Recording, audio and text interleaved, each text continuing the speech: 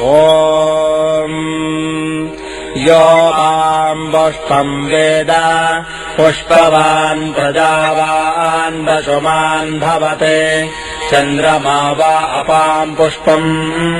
पुष्पवान् प्रजावान् वसुमान् भवति य एवम् वेद योपामायतनम् वेद आयतनवान् भवति अग्निर्वा अपामायतनम् आयतनवान् भवति योऽग्नेरायतनम् वेद आयतनवान् भवति आपो वा अग्नेरायतनम् आयतनवान् भवति य एवम् वेद योपामायतनम् वेद आयतनवान् भवति वायुर्वा अपामायतनम् आयतनवान् भवति यो वायोरायतनम् वेद आयतनवान् भवति आपो वै वायोरायतनम् आयतनवान् भवति य एवम् वेद योपामायतनम् वेद आयतनवान् भवति असौ वै तपन्नपामायतनम् आयतनवान् भवति योमश्यतपत आयतनम् वेद आयतनवान् भवति आपो वा अमश्यतपत आयतनम् आयतनवान् भवति य एवम् वेद योपामायतनम् वेद आयतनवान् भवति चन्द्रमा वा अपामायतनम् आयतनवान् भवति यश्चन्द्रमस आयतनम् वेद आयतनवान् भवति आपो वै चन्द्रमस आयतनम्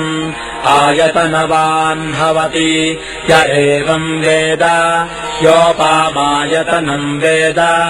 आयतनवान् भवति नक्षत्राणि वा अपामायतनम् आयतनवान् भवति यो नक्षत्राणामायतनम् वेद आयतनवान् भवति आपो वै नक्षत्राणामायतनम् आयतनवान् भवति य एवम् वेद